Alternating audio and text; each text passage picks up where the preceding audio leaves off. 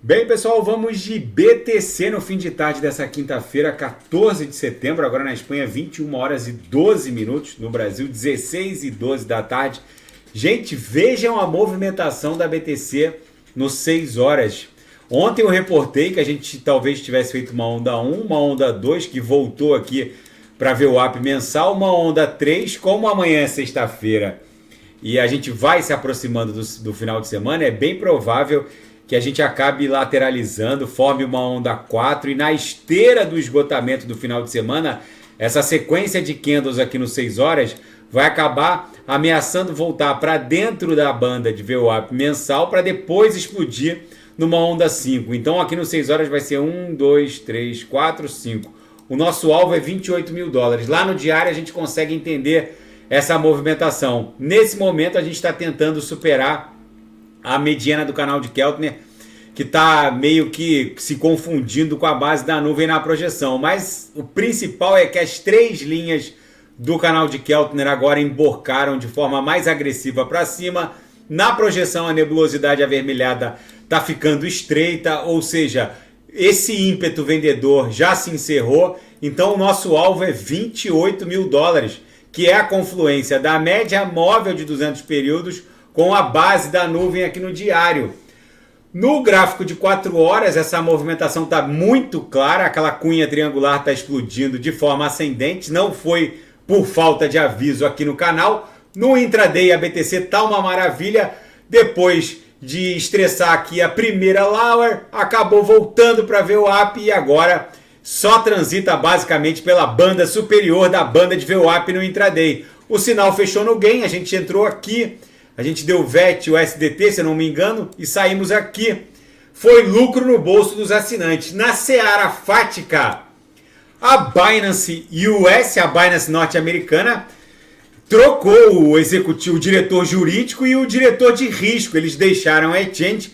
A plataforma redivulgou uma nota, né, agradecendo os serviços de ambos, Sidney Malaya e Krishna Huvad.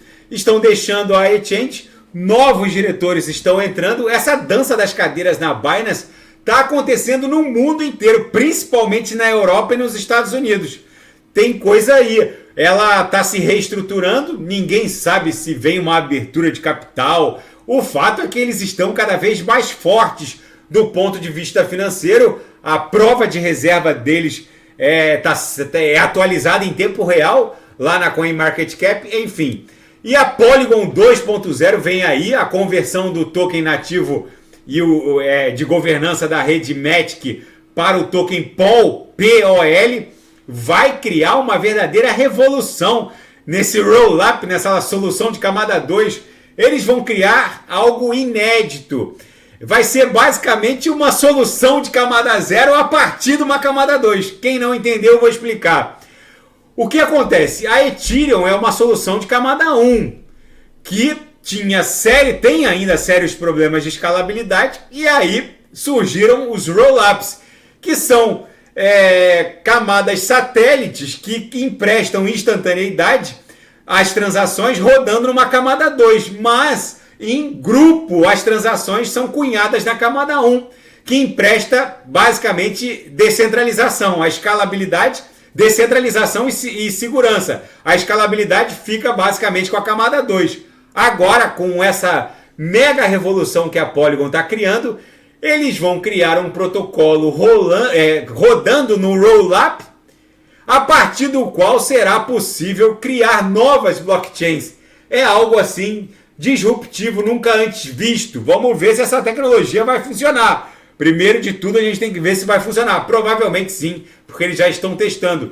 E o segundo maior banco da Tailândia anuncia um fundo de 100 milhões de dólares direcionado à inteligência artificial e Web3. Mais dinheiro institucional pesado chegando na criptografia e no mundo cripto. E na seara geopolítica e finanças internacionais, a principal notícia do dia: o Banco Central Europeu promoveu o seu 10º aumento consecutivo. Christine Lagarde deu a entender, deixou no ar, que talvez eles tenham encontrado o pivô, o pico, para esse rally de aumento na taxa básica de juros sem precedente. E um cyberataque fez Las Vegas voltar no tempo. Os sistemas das redes MGM e Caesar tiveram que sair do ar. Nem os vaults, aqueles tickets que os cassinos entregam para quem tem crédito lá nas maquininhas, nos caça-níqueis, que não são mais caça-níqueis, estão todos interligados. Aí se a gente deixa lá 5, 6, 10 dólares de crédito, a maquininha imprime um voucher e é conversível em dinheiro nos caixas, dá para gastar nos restaurantes e tudo. Nem esses vouchers funcionavam mais. Las Vegas teve que voltar no tempo. Para vocês terem ideia da profundidade do cyberataque, nem as chaves dos quartos estavam funcionando mais. Os hackers fizeram uma bagunça. As redes que administram o Bellagio Resort Cassino, MGM e Caesar, reportaram que não houve danos financeiros, patrimoniais, mas também as investigações seguem acontecendo. Las Vegas literalmente voltou para o sistema analógico nas últimas horas.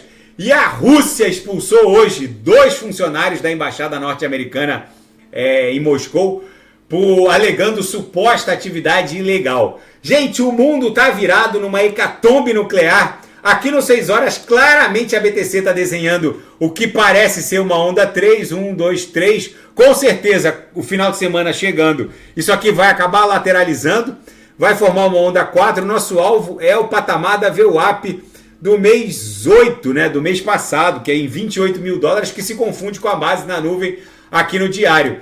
Tá bom, pessoal? Se nada fugir do script, a gente volta amanhã para analisar a própria BTC. Fiquem com Deus e quem quiser sugerir alguma análise é só colocar nas mensagens abaixo.